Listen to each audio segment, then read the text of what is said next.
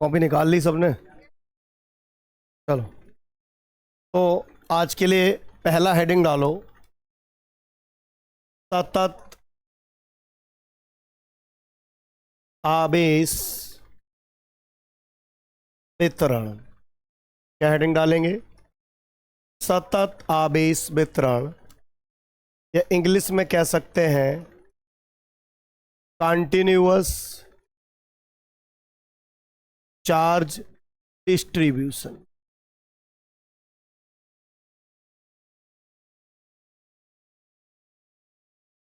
Continuous charge distribution डालो heading में।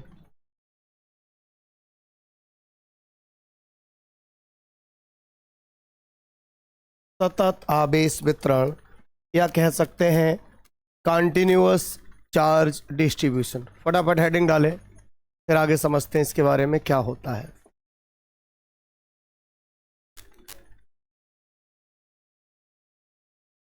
सतत आवेश वितरण, कंटिन्यूअस चार्ज डिस्ट्रीब्यूशन। देखो क्या है, इसके नाम से ही आपको समझ में आ रहा होगा। सतत का मतलब लगातार, निरंतर, एक समान रूप से। और आवेश का वितरण, आवेश तो समझ ही रहे हो, प्लस या माइनस हो, जो भी हो। और वितरण का मतलब बंटवारा। इनकी अगर किसी वस्तु को क्या दें, आवेश, और उस वस्तु पर उस आवेश का सतत रूप से मतलब एक समान रूप से पूरे पे बंटवारा हो जाए, इनके अगर किसी वस्तु को कोई आवेश दें और वो पूरी वस्तु पर एक समान रूप से सतत रूप से फैल जाए, तो इस तरह के वितरण को ही हम क्या कहेंगे? सतत आवेश वितरण या कंटिन्यूअस चार्ज डिस्ट्रीब्यूशन। और ये कितने प्रकार का होता है? 3 प्रकार का, एक एक करके चर्चा करेंगे हम लोग। लिखो, यदि किसी वस्तु को दिया गया आवेश, यदि किसी वस्तु को दिया गया आवेश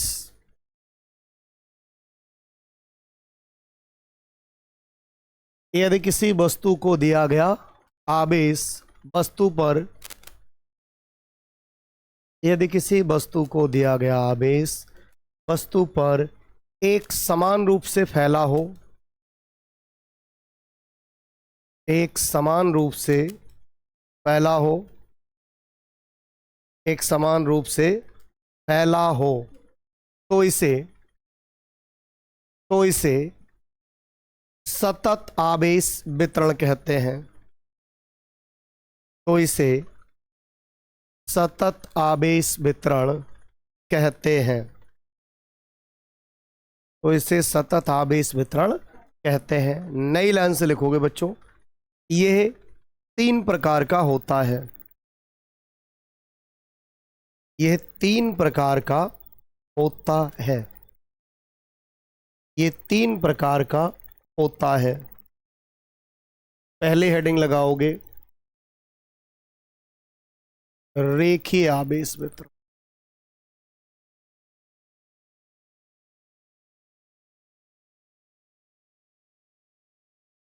रेखीय आवेश वितरण।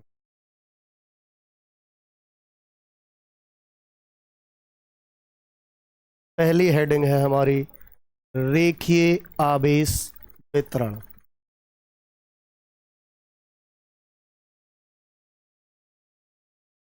अब देखो, तीनों को समझ लेते हैं पहले, फिर एक एक करके लिखेंगे हम लोग, ठीक है ना?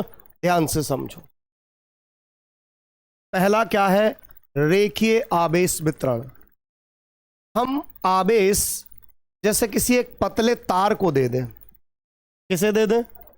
तो तार को अगर हम आवेश दें तो उसमें एक समान रूप से कहाँ फैलेगा? उसकी पूरी लंबाई पर।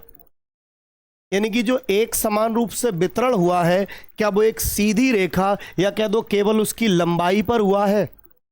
अगर किसी वस्तु को दिया गया आवेश एक सीधी रेखा पर फैले, किस पर फैले? एक सीधी रेखा पर, जैसे तार को दिया गया आवेश सीधी रेखा पर फैलेगा, तो इस तरह के वितरण को हम क्या कहेंगे बच्चों?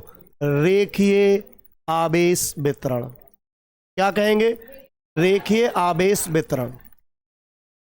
अब इसी में अगर यही आवेश किसी, जैसे मैं चादर को दे दूं ऐसा,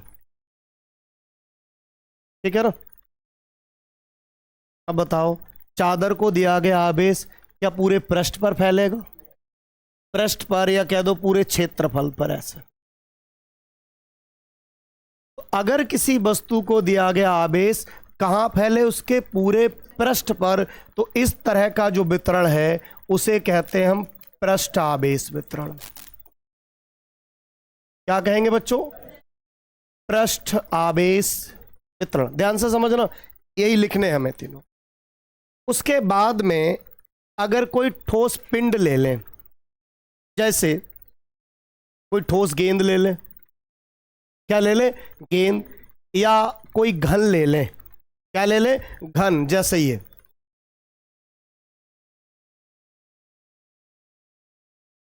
ले लिया, ठीक है ना, टपली बना लिया आपको।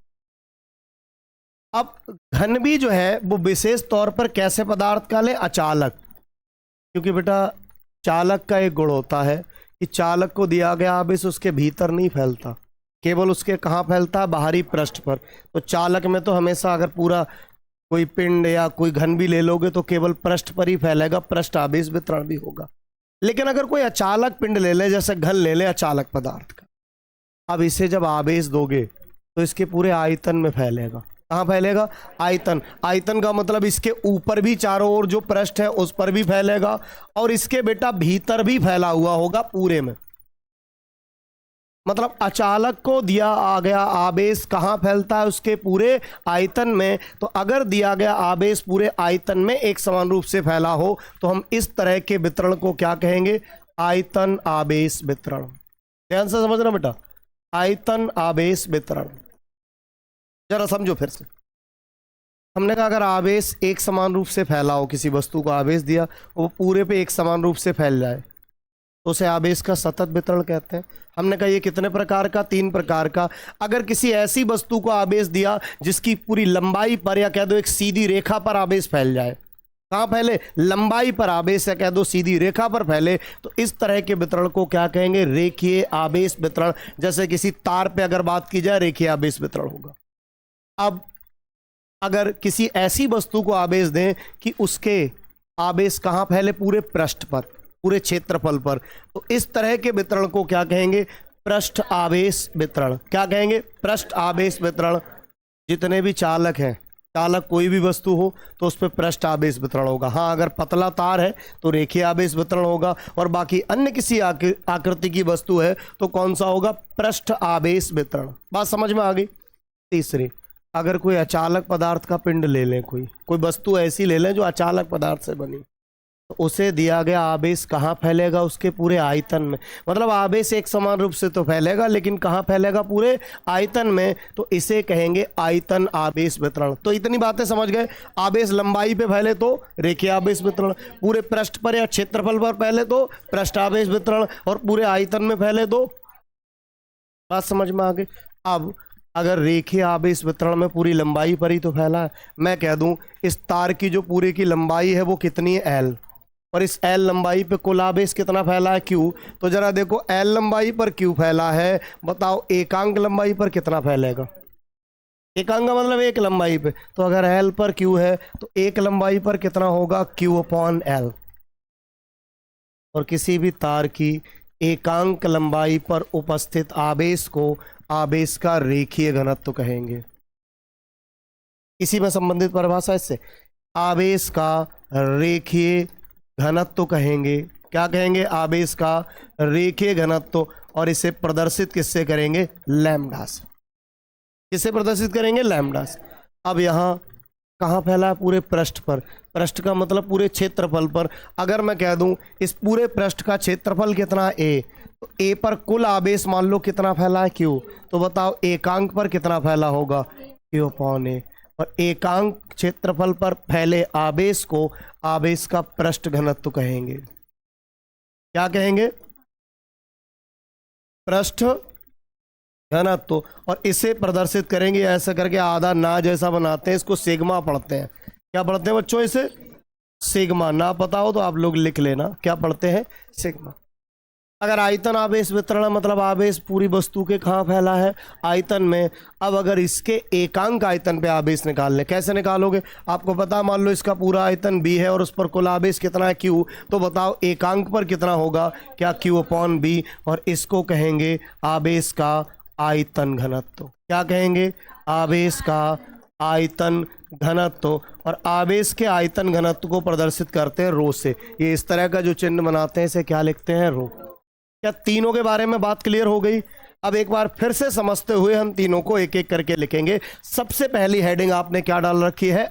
रेखीय आवेश वितरण। तो रेखीय आवेश वितरण क्या है? यदि किसी वस्तु को दिया गया आवेश उसकी पूरी लंबाई पर, या कह दो एक सीधी रेखा पर एक समान रूप से फैला हो, तो इसे क्या कहेंगे? और अगर इस रेखीय आवेश वितरण में कितनी लंबाई पर आवेश निकाल लें तो उसे आवेश का क्या कहेंगे? और उसे किससे लिखेंगे? लिखो इतनी बात। यदि किसी वस्तु को दिया गया आवेश, यदि किसी वस्तु को दिया गया आवेश,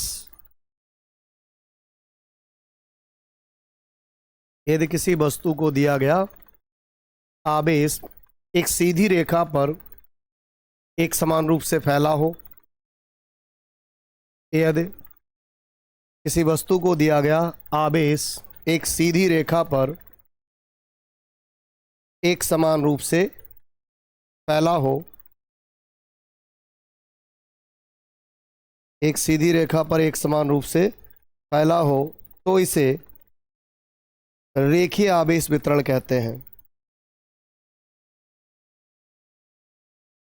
तो इसे रेखीय आवेश वितरण कहते हैं।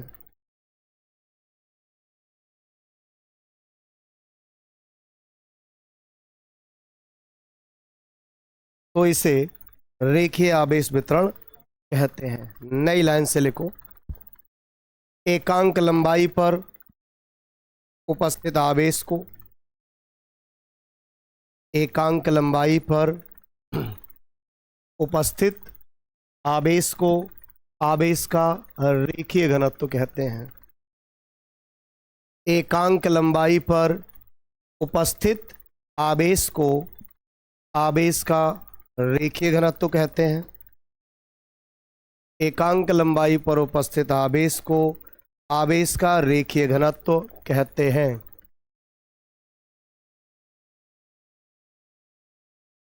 इसे किससे प्रदर्शित करते हैं? देखो, इसे लैम्डा से प्रदर्शित करते हैं। इसे लैम्डा से प्रदर्शित करते हैं। इसे लैम्डा से प्रदर्शित करते हैं। देखो फॉर्मूला कैसे निकालें, वैसे समझ चुके थे। मान लो किसी चालक की लंबाई एल है, तार की लंबाई एल है, उस पर क्यू आवेश फैला है। एकांक लंबाई पर कितना फैला होगा प्यारे बच्चों? Q upon L. और ये एकांक लंबाई पर आवेश को ही आवेश का क्या कहते हैं? रेखीय घनत्व। और किससे लिखते हैं बेटा? लैम्डा से। तो लैम्डा बराबर आ गया क्यू अपॉन एल। लैम्डा बराबर आ गया क्यू अपॉन एल। लैम्डा बराबर आ गया क्यू अपॉन एल। और अगर यही बहुत थोड़ी सी सूक्ष्म लंबाई के लिए बात करें, किसके लिए? इसी को हम लैम्डा बराबर, जैसे सूक्ष्म लंबाई मतलब थोड़ी सी लंबाई डीएल है, तो डीएल लंबाई पर थोड़ा सा आवेश होगा। भाई थोड़ी सी लंबाई तो थोड़ा सा ही तो आवेश होगा, तो उसे डी क्यू से लिख लें। तो डीएल लंबाई पर डी क्यू, तो एकांक लंबाई पर क्या? D Q upon DL. तो हम लैम्डा को सूक्ष्म लंबाई के पदों में अगर लिखना चाहें तो जैसे क्यू अपॉन एल है, अगर सूक्ष्म के लिए लिखें तो क्या लिख सकते हैं बच्चों? D Q upon DL. Lambda बराबर डी क्यू अपॉन डीएल, ऐसे भी लिख सकते हैं। यहां से बताओ इसका मात्रक क्या? मात्रक जिसकी हमें जरूरत है यहां, देखो बेटा, आवेश है जिसका कूलाम बटे में लंबाई है जिसका मीटर, तो इसका मात्रक होगा प्यारे बच्चों कूलाम प्रति मीटर। फटाफट नोट करो इतना।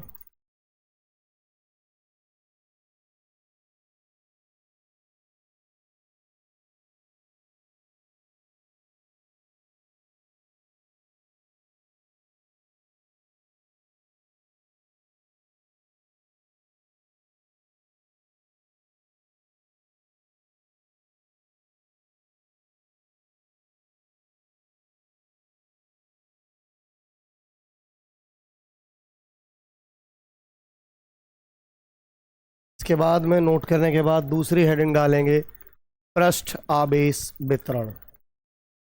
पृष्ठ आवेश वितरण। बेटा बातचीत ना करें भाई पीछे।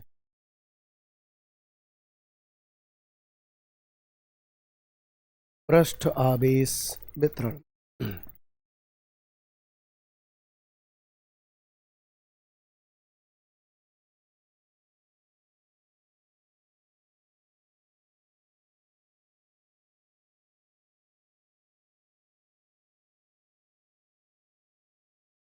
पृष्ठ आवेश वितरण हेडिंग डाल ली। पृष्ठ आवेश वितरण क्या था? अगर किसी ऐसी वस्तु को आवेश दें इसे जिसे दिया गया आवेश उसके पूरे पृष्ठ पर, पृष्ठ का मतलब पूरे क्षेत्रफल पर अगर एक समान रूप से फैल जाए तब हम इसे क्या कहेंगे? पृष्ठ आवेश वितरण। अब इस पृष्ठ आवेश वितरण में अगर कितने क्षेत्रफल पर आवेश निकाल लें, एकांक क्षेत्रफल पर, तो हम उसे आवेश का पृष्ठ घनत्व कहते हैं। और बेटा उसे प्रदर्शित किससे करते हैं? सिग्मा से। लिखो बेटा, यदि किसी वस्तु को दिया गया आवेश, यदि किसी वस्तु को दिया गया आवेश वस्तु के पृष्ठ पर, यदि किसी वस्तु को दिया गया आवेश वस्तु के पृष्ठ पर एक समान रूप से फैला हो, यदि किसी वस्तु को दिया गया आवेश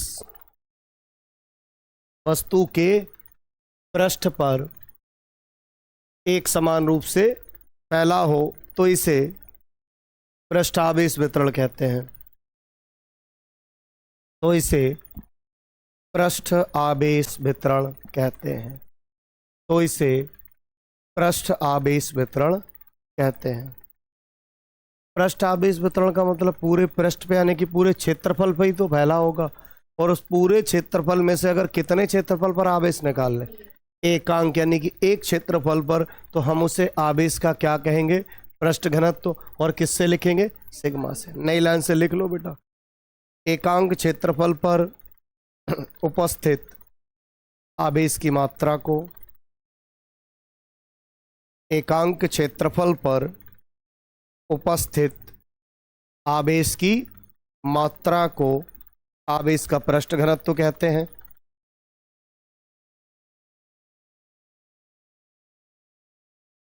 एकांक क्षेत्रफल पर उपस्थित आवेश की मात्रा को आवेश का पृष्ठ घनत्व कहते हैं। इसे सिग्मा से प्रदर्शित करते हैं। आवेश का पृष्ठ घनत्व कहते हैं, इसे सिग्मा से प्रदर्शित करते हैं। इसे सिग्मा से प्रदर्शित करते हैं। चलो भाई प्रदर्शित कर लिया सिग्मा से। अब क्या करें? इसका फार्मूला निकाल लें क्या? तो मान लो किसी पृष्ठ का कुल क्षेत्रफल बच्चों कितना है? ए। अब उस ए क्षेत्रफल पे कुल आवेश कितना फैला है? क्यू। तो बताओ एक क्षेत्रफल पर कितना होगा? क्यू अपॉन ए। और इस एक क्षेत्रफल पर आवेश को ही आवेश का पृष्ठ घनत्व कहेंगे। और किससे लिखेंगे? सिग्मा। तो सिग्मा बराबर फॉर्मूला क्या हुआ? क्यू अपॉन ए। अच्छा, इसी को अगर सूक्ष्म क्षेत्रफल के लिखे, थोड़ा सा क्षेत्रफल डी ए हो तो उस पर थोड़ा सा क्षेत्र आवेश होगा, वो डी क्यू हो, तो सिग्मा बराबर हम चाहें तो क्या लिख सकते हैं? D Q upon D A. तो ऐसे भी लिख सकते हैं अगर थोड़े क्षेत्रफल के लिए बात करें, एक सूक्ष्म भाग के लिए, तो सिग्मा बराबर D Q upon D A. अगर इसके मात्रक की बात करें, मात्रक, तो क्या होगा बेटा? बताओ, आवेश का कूलाम बटे क्षेत्रफल का मीटर स्क्वायर। क्या होगा? Metre square. तो इसका मात्रक हुआ प्यारे बच्चों कूलाम प्रति मीटर स्क्वायर। क्या हुआ बच्चों? कूलाम प्रति मीटर स्क्वायर। फटाफट नोट करो।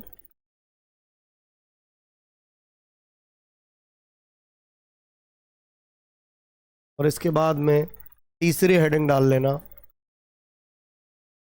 आयतन आवेश वितरण।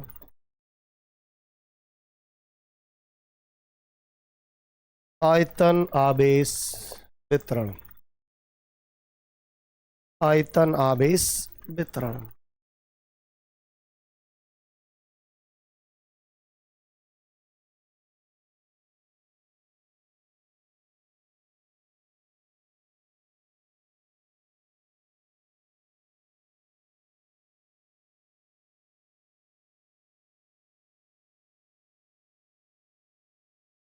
अब आयतन आवेश वितरण मुख्य तौर पे याद रखो किस में होता है बेटा, अचालकों में।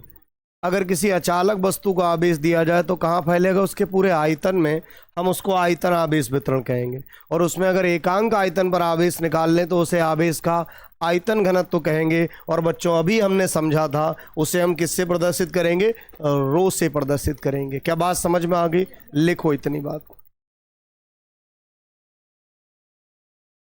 यदि यदि किसी वस्तु को दिया गया आवेश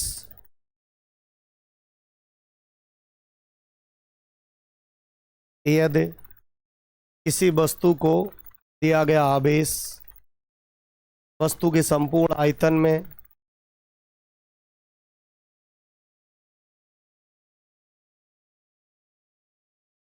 यदि किसी वस्तु को दिया गया आवेश वस्तु के संपूर्ण आयतन में एक समान रूप से फैला हो। यदि किसी वस्तु को दिया गया आवेश वस्तु के संपूर्ण आयतन में एक समान रूप से फैला हो, एक समान रूप से फैला हो, तब इसे आयतन आवेश वितरण कहते हैं। तब इसे आयतन आवेश वितरण कहते हैं। तब इसे आयतन आवेश वितरण कहते हैं। अब इस आयतन आवेश वितरण में पूरे आयतन पर ही तो आवेश फैला होगा। अब पूरे से नहीं मतलब हमें, हम अगर कितने आयतन पे निकाल लें, एक आयतन पे, एकांक आयतन पे आवेश की मात्रा निकाल लें तो हम उसे आवेश का क्या कहेंगे, आयतन घनत्व। और किससे लिखेंगे, रो से। लिखो नई लाइन से। एकांक आयतन में उपस्थित आवेश की मात्रा को एकांक आयतन में उपस्थित एकांक आयतन में उपस्थित आवेश की मात्रा को एकांक आयतन में उपस्थित आवेश की मात्रा को एकांक आयतन में उपस्थित आवेश की मात्रा को आवेश की मात्रा को आवेश का आयतन घनत्व कहते हैं। आवेश का आयतन घनत्व कहते हैं। इसे रो से प्रदर्शित करते हैं। इसे रो से प्रदर्शित करते हैं। इसे रो से प्रदर्शित करते हैं। इसे रो से प्रदर्शित करते हैं। इसे रो से प्रदर्शित करते हैं। इसे रो से प्रदर्शित करते हैं। देखो, मान लो किसी अचालक का संपूर्ण आयतन कितना है बी और उस पर कितना आवेश फैला है क्यू। तो बताओ एक आयतन पे कितना होगा, क्यू अपॉन। और इस एक आयतन पर आवेश को आवेश का आयतन घनत्व तो कहेंगे। और किससे लिखेंगे, रो से। रो बराबर क्यू अपॉन बी। या सूक्ष्म आयतन के लिए बात करें तो क्या, D Q upon D B.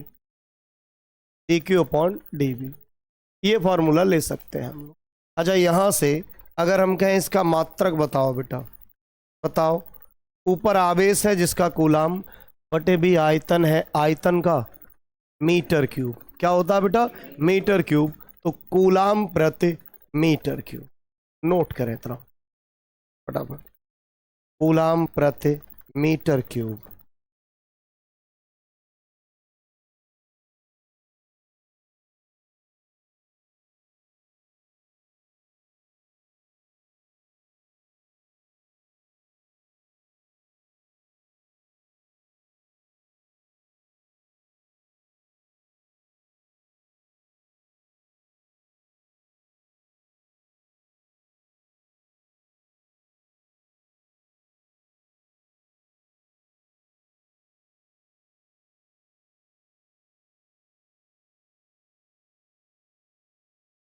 क्या ये नोट कर लिया बेटा?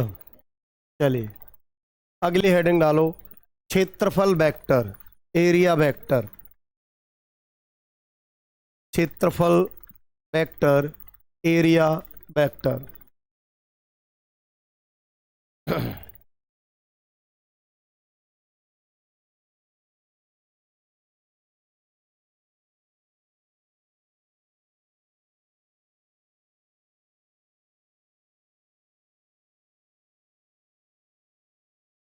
देखो बेटा, क्षेत्रफल वेक्टर होता क्या है? अभी तक आप, इससे पहले तक, जो क्षेत्रफल है किसी वस्तु का, किसी पृष्ठ का, उस क्षेत्रफल को स्केलर मान के चलते थे। स्केलर या कह दो अदिश, ठीक है ना। इसका मतलब हम ये मानते थे कि इसके केवल हमें किसकी जरूरत है? परिमाण की, और वो आप निकालना अच्छी तरह से जानते हैं। जैसे आपको पता है, अगर कोई वर्ग है जिसकी भुजा ए है, तो इसका क्षेत्रफल क्या? भुजा स्क्वायर। हाँ, कोई आयत है जिसकी लंबाई एल है, चौड़ाई बी, तो लंबाई गुणा चौड़ाई। हाँ, बोले कोई वृत्त है तो उसका क्षेत्रफल ए बराबर पाई आर स्क्वायर, ठीक है ना, पाई आर स्क्वायर। बोले सर नहीं, अगर गोला हो तो?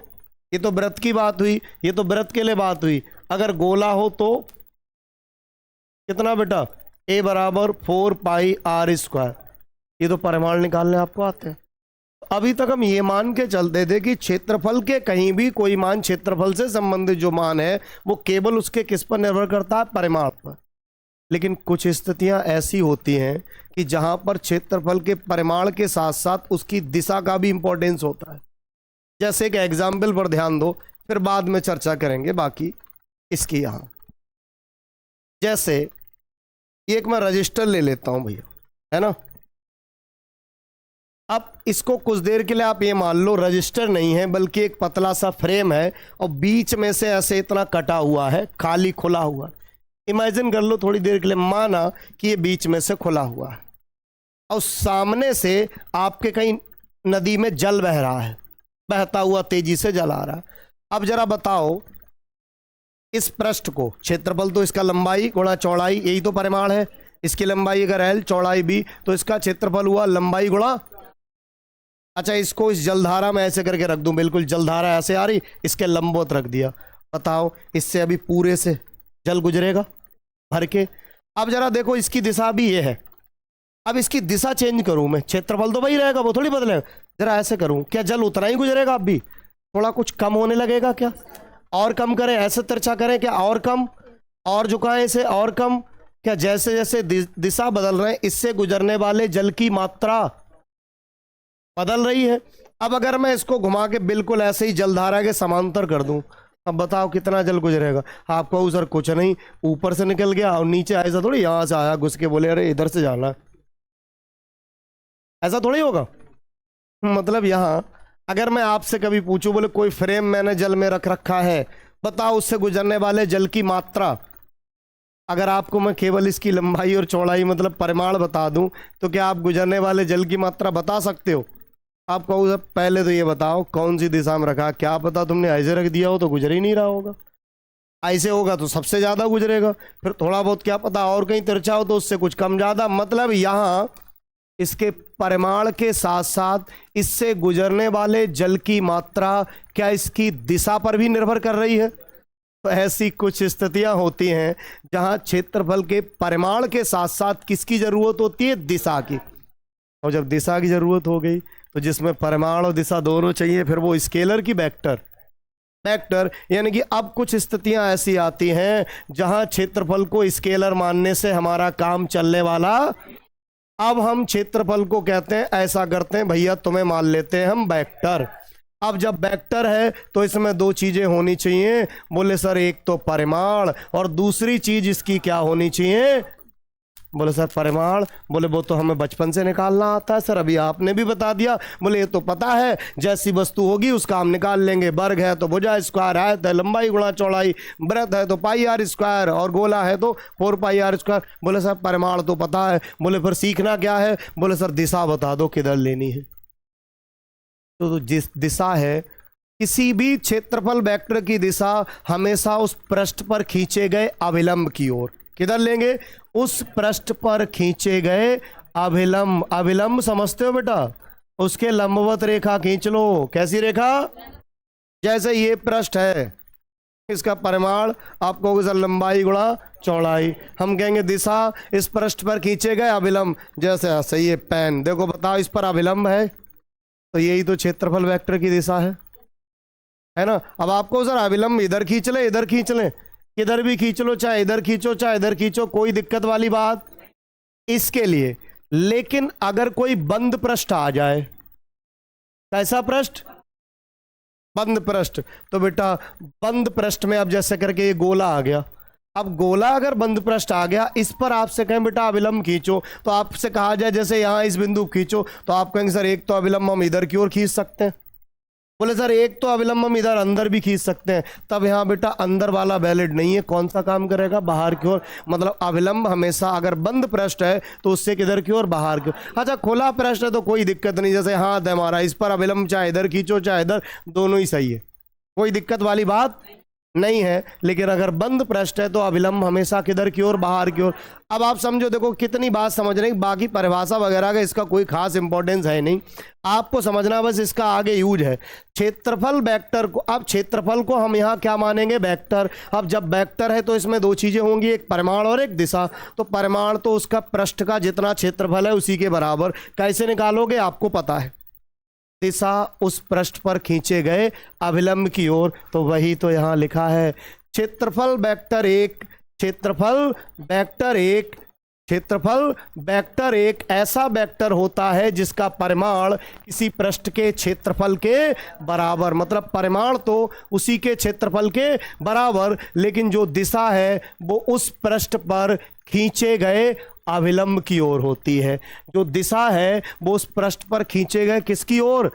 अब यही बात मैंने याद रखने की है कि कहीं भी कोई क्षेत्रफल वेक्टर लेंगे और हमसे कहा जाए उसकी दिशा लिखो, क्या निकालो, दिशा, तो हम उस पृष्ठ पर हमेशा क्या खींचेंगे, अभिलंब, और जिस दिशा में अभिलंब जा रहा होगा वही दिशा होगी, वही क्या होगी, दिशा। जैसे फॉर एग्जाम्पल मैं यहीं पर एक छोटा सा पृष्ठ ले लेता हूं, इसका परिमाण मैं कहूं ए है, मान है ना, ए है। अगर मैं कहूं इसकी दिशा, दिशा कहां होगी, इस पर खींचे गए अभिलंब की ओर। अब जैसे ये पृष्ठ वास्तव में ऐसे नहीं, ऐसे करके रखा है, तो अब इस पर अगर अभिलंब खींचे तो बेटा यही तो जाएगा ऐसे करके, ये अभिलंब खींच लिया। ये अभिलंब क्षेत्रफल वेक्टर की क्या दिखाएगा, दिशा। अब आपको पता है दिशा को प्रदर्शित करने के लिए एक विशेष तौर पे वेक्टर लिया जाता है, जिसे क्या कहते हैं, एकांक वेक्टर। जैसे याद होगा 11th में पढ़ा था, एक्स अक्ष की दिशा को दिखाने के लिए एकांक वेक्टर क्या लेते थे, आई कैप, वाई अक्ष की दिशा के लिए जे कैप, जेड अक्ष की दिशा के लिए के कैप। ऐसे ही क्षेत्रफल वेक्टर की दिशा के लिए एकांक वेक्टर क्या ले सकते हैं, एन कैप, क्या ले सकते हैं, एन कैप। तो अब अगर यहां से हम वेक्टर ए बराबर लिखना चाहें तो वेक्टर ए, इसका मतलब इसमें परिमाण और दिशा, तो इसका परिमाण कितना है ए, और दिशा को एकांक वेक्टर से लिख रहे हैं एन कैप से। तो वेक्टर ए बराबर ए इंटू एन कैप, जहां जहां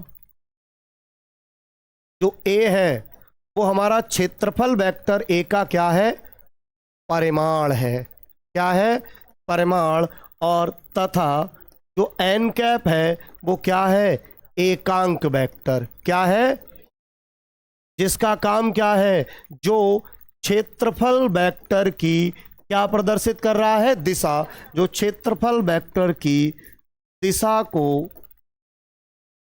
प्रदर्शित करता है, जो क्षेत्रफल वेक्टर की दिशा को प्रदर्शित करता है। फटाफट नोट करो इतना, फिर आगे बात करते हैं।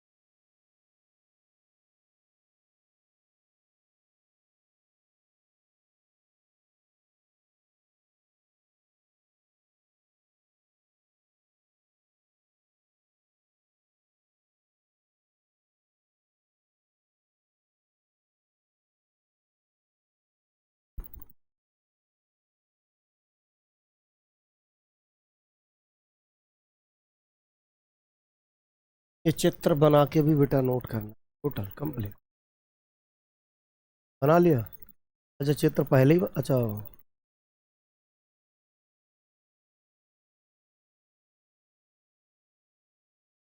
क्या नोट कर लिया भाई बच्चों सबने?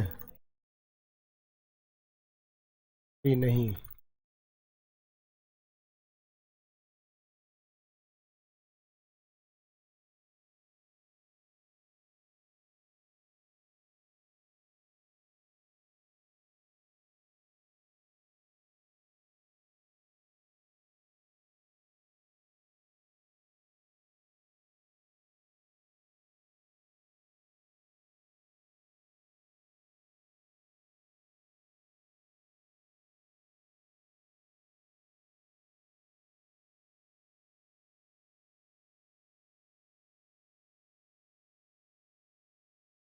क्या बेटा कर लिया नोट सभी ने?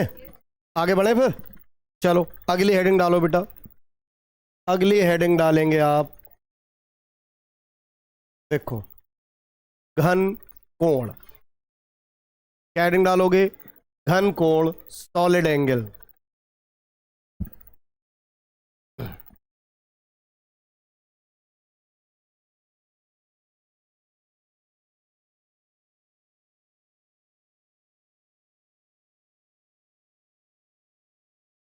घन कोण,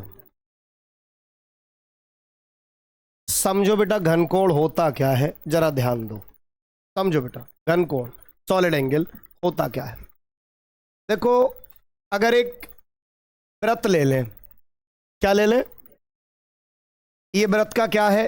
केंद्र है। अगर इसका एक छोटा सा भाग लें ए से बी तक का, छोटा सा भाग ए से बी तक का ले लें बेटा, वृत्त के एक छोटे से भाग को क्या उस वृत्त का चाप कहते हैं बच्चों?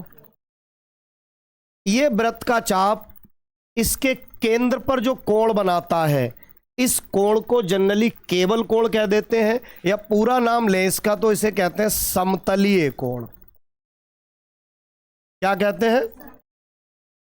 तो वृत्त के चाप द्वारा, या कह दो वृत्त की एक छोटी सी लंबाई के द्वारा उसके केंद्र पर जो कोण बनता है उसे कहते हैं समतलीय कोण। और इस कोण के अगर फॉर्मूले की बात करें तो कोण बराबर ये सामने वाला क्या, चाप, और बटे क्या होता है, त्रिज्या। क्या ये तो आप पहले से जानते हैं। अब यहां था ये वृत्त, क्या था? अब ले रहे हैं बेटा हम गोला। क्या लिया हमने? आप कह रहे हो उधर लग तो वैसा ही रहा, हमें तो कुछ अंतर है ही नहीं। अब हम तो बोर्ड पे दोनों ऐसे ही बनाएंगे, लेकिन वृत्त और गोले में आपको अंतर पता होना चाहिए। वृत्त का मतलब जैसे एक रिंग है ना, छल्ला टाइप में कोई, वो वृत्त है। और गोला जैसे तुम्हारी फुटबॉल ऐसे करके, वो गोला हो गया। तो दोनों में अंतर समझ में आ गया। अब बोर्ड पे तो हम फुटबॉल गोला ऐसे करके बाहर नहीं दिखा सकते, है ना। अब ये हम तो वृत्त भी वैसा ही बनाएंगे और गोला भी वैसा ही बनाएंगे, लेकिन आप इमेजिन करके चलो दोनों अलग अलग हैं। यहाँ वृत्त की बात हो रही थी। अब वृत्त का छोटा सा एक लंबाई यानी कि चाप ली, उसके द्वारा जो कोण बना वो कहलाया समतलीय कोण। अब अगर हम गोले में बात करें तो इसकी कोई लंबाई नहीं होगी, देखने में तो वैसी ही लग रही, वास्तव में पूरा चारों ओर से क्या होता है, उसका पृष्ठ, पूरा क्षेत्रफल। अगर उसके पृष्ठ का कोई एक छोटा सा भाग ले लें, जैसे ये इतना, ऐसे करके मैंने ये पूरा भाग, ये ऐसे करके आगे की ओर नहीं होगा, ऐसे बाहर की ओर होगा चारों तरफ से। ये नीचे जो दिखाया, नीचे का मतलब आप बाहर पूरे पृष्ठ पर समझो। अब इसका एक कोई छोटा सा क्षेत्रफल ले लें, जैसे वहां छोटी सी क्या ली, लंबाई। अब इस गोले का एक छोटा सा क्या ले लें, क्षेत्रफल। और ये पूरा क्षेत्रफल इस गोले के केंद्र पर ऐसे चारों ओर से जो कोण बनाएगा, उस कोण को ही क्या कहते हैं, घन कोण। क्या कहते हैं? आप कह रहे हो सर बढ़िया फील नहीं आई, तो थोड़ा एक उदाहरण समझो, है ना। जैसे अगर यहां कोई एक दो लाइनें किसी बिंदु पर, जैसे ये दो पेन ले लेता हूं मैं, कहाँ गया एक पेन, और मेरा पेन भी गायब हो गया, तो लेकिन कहीं एक दूसरा गया कहाँ? चलो कोई बात नहीं, ये पेन ले लिया। हाँ चलो देखो बेटा, जैसे ये दो पेन मतलब दो लाइनें समझ लो, अगर किसी बिंदु पे आके मिले दो लाइनें, इनके बीच जो कोण बनेगा वो कौन सा कोण है? समतलीय। अगर कहीं पे सामने पूरा क्या ले लिया? क्षेत्रफल। ऐसे करके समझ लो ये क्षेत्रफल है, मान लो इतना सा। अब यहां पर ऐसे कोई बिंदु है सामने, जरा ध्यान देना यहां पे। अब यहां देखो इस पूरे क्षेत्रफल से यहां से लाइन आएगी, यहां से, यहां से, यहां से, यहां से, चारों ओर से जो कोण बनाएंगी पूरे क्षेत्रफल के द्वारा, वो क्या कहलाएगा? घनकोण। अब आप उदाहरण देखो, जैसे बर्थडे वाली कैप देखी सबने? अब हाँ, वो कह रहा नहीं देखी है, क्या करेगा, देख के तू रहने दे। यही तो होती है। ये आगे का जो खुला हुआ भाग है ये पूरा क्षेत्रफल है। इस पूरे क्षेत्रफल को मिलाने वाली रेखाएं क्या यहां पर चारों ओर से कोण बना रही होती हैं? अरे शंकु के जैसा। और वो शंकु कोण ही क्या कहलाता है? घनकोण। तो सीधे समझो, दो लाइनें या किसी लंबाई के द्वारा किसी बिंदु पर जो कोण बनता है वो समतलीय कोण, और किसी क्षेत्रफल के द्वारा किसी बिंदु पर जो कोण बनता है वो क्या कहलाता है? घनकोण। और घनकोण को, जैसे कोण को थीटा से लिखते थे, घनकोण को लिखते हैं ओमेगा से। ये जो इस तरह का वर्ड है इसे क्या कहते हैं? ओमेगा। अब समझो, तो परिभाषा कैसे देंगे? किसी गोलीय पृष्ठ के किसी भाग का क्षेत्रफल, किसी गोलीय पृष्ठ के किसी भाग का उस गोले के केंद्र पर जो कोण बनाता है उसे क्या कहते हैं? घनकोण। जैसे चित्र में समझो, यहां ये गोलीय पृष्ठ का एक छोटा सा क्षेत्रफल ले लिया, पूरा गोला नहीं दिखाया, उस गोले का क्षेत्रफल। मान लो यहां कहीं इसका क्या रहा होगा? केंद्र O। अब इस पूरे क्षेत्रफल से आने वाली लाइनें ऐसे करके यहां पर एक कोण बनाएंगी। हमने ये छोटा सा क्षेत्रफल लिया है, छोटे से क्षेत्रफल को काहे से लिख लें? ये से। यहां पर आके सभी लाइनें जितना ये जो कोण बनाएंगी, ये कोण ही क्या कहलाएगा? घनकोण। अब वैसे तो घनकोण को ओमेगा से लिखते हैं, अब चूंकि छोटे से क्षेत्रफल से बना है तो घनकोण भी छोटा सा होगा, तो इसे किससे लिख लें बेटा? यही ओमेगा से। बात आती, बोले सर मान कैसे निकालें? तो जरा समझो, यहां से यहां तक ये मिलाने वाली रेखा है, इसकी ये जो दूरी है इस पृष्ठ से, बेटा केंद्र है तो त्रिज्या के बराबर कितनी होगी? R होगी। अच्छा, ये R की दिशा है, ये किसकी दिशा है? अच्छा, ये पृष्ठ का क्षेत्रफल का परिमाण तो dA है। अगर मैं कहूं इस dA की दिशा बताओ, बताओ किधर? इस dA की दिशा किधर? इस पृष्ठ पर खींचे गए अभिलंब की ओर। किसकी ओर? अब ये जो क्षेत्रफल लिया है ये किसका है? गोले का पृष्ठ है। अब जरा देखना, ये जैसे गोला है, ये केंद्र है, तो आपको लग रहा है बेटा R यही तो होगा, और पृष्ठ ये रहा होगा। एक बात याद रखो, गोले के केंद्र से जाने वाली रेखा ही हमेशा उसके पृष्ठ के कैसी होती है? लंबवत।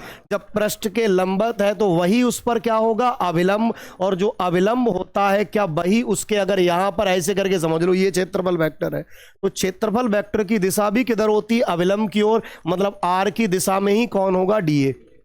तो ये वास्तव में जो R की दिशा में ये लाइन जा रही है, ये इस गोले के पृष्ठ पर खींचा गया, यही क्या होगा? अभिलंब। और इस अभिलंब की दिशा में ही क्या होगी? क्षेत्रफल वेक्टर dA की दिशा। मतलब ये dA की दिशा है, मतलब यहाँ dA और R एक ही दिशा में है, dA और R एक ही दिशा में है। तो अब अगर यहाँ घनकोण d ओमेगा बराबर निकाले तो d ओमेगा बराबर होता है बच्चों dA upon R square. D omega बराबर क्या होता है? dA upon R square. जैसे कोण बराबर होता है, अगर फॉर्मूला लिखा हूं मैं, कोण बराबर होता है चाप बटे त्रिज्या, ऐसे ही घनकोण बराबर जिस क्षेत्रफल के द्वारा बन रहा है वो क्षेत्रफल और बटे में त्रिज्या का स्क्वायर, बटे में त्रिज्या का। जैसे कोण बराबर कहते हैं चाप बटे त्रिज्या, ऐसे ही घनकोण बराबर कहेंगे क्षेत्रफल बटे त्रिज्या का स्क्वायर।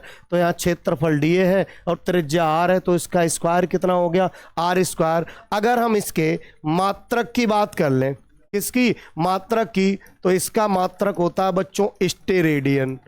जैसे कोण का क्या होता है? रेडियन, और घनकोण का क्या होता है? स्टेरेडियन। अच्छा, एक बात और ध्यान देने की है, बोले सर डी ओमेगा बराबर dA अपॉन R स्क्वायर क्या हमेशा लगा सकते हैं? हमेशा नहीं, केवल तब लगा सकते हो जब dA और R एक ही दिशा में हो। dA और R, बोले सर अगर अलग अलग दिशा में हो जाए तब? जैसे मान लो यही क्षेत्रफल कुछ ऐसे करके होता, ठीक। अब यहाँ ये बिंदु O है, यहाँ हमें घनकोण चाहिए होता, यहाँ हमें घनकोण चाहिए, मान लो ये घनकोण वही कितना है, डी ओमेगा। अब इसको मिलाने वाली लाइन आर तो ये है, ठीक है ना, ये तो किसकी दिशा है, आर की। क्षेत्रफल वेक्टर की दिशा इस पर खींचे गए अविलंब की ओर। अब बेटा पहले तो ठीक था, अविलंब भी आर की दिशा में। अब ये पृष्ठ मैंने गोलीय पृष्ठ का नहीं, कोई भी पृष्ठ ले लिया और ऐसा पृष्ठ ले लिया जिस पर हमने ऐसे करके, मान लो ये ऐसे कुछ झुका हुआ दिखाया, तो इस पर अविलंब खींचा, ये आया डीए, ये डीए की दिशा है। और ये किसकी दिशा है, आर की दिशा।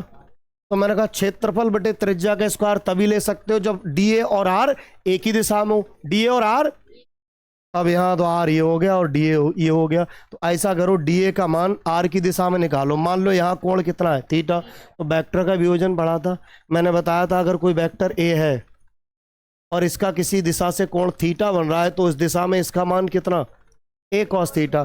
तो बेटा यहाँ डीए है तो आर की दिशा में इसका मान निकालोगे तो कितना आएगा, क्या, DA cos theta, DA cos theta. अब देखो इस स्थिति में अगर हमसे कहा जाए डी ओमेगा बराबर निकालो, तो बेटा क्षेत्रफल बटे त्रिज्या का स्क्वायर तो लेंगे, लेकिन क्षेत्रफल वही लेंगे जो त्रिज्या की दिशा में, त्रिज्या की। अब यहाँ त्रिज्या आर की दिशा में क्षेत्रफल कितना होगा, वैसे था तो डीए, लेकिन इसको जब हमने आर की दिशा में लेके गए तो कितना हो गया, डीए कॉस थीटा। तो डी ओमेगा बराबर डीए कॉस थीटा और अपॉन में आर स्क्वायर, अपॉन में क्या है, आर स्क्वायर। तो बेटा अगर किसी गोलीय पृष्ठ के लिए बात हो रही होगी, किसके लिए, गोलीय पृष्ठ के लिए, जहां डीए और आर एक ही दिशा में है, तो डी ओमेगा बराबर क्या लगेगा, डीए अपॉन आर स्क्वायर। और अगर डीए और आर के बीच का कोण थीटा है तब डी ओमेगा बराबर क्या लगेगा, D A cos theta upon R square. क्या इतनी बात क्लियर है, बढ़िया करके नोट करो।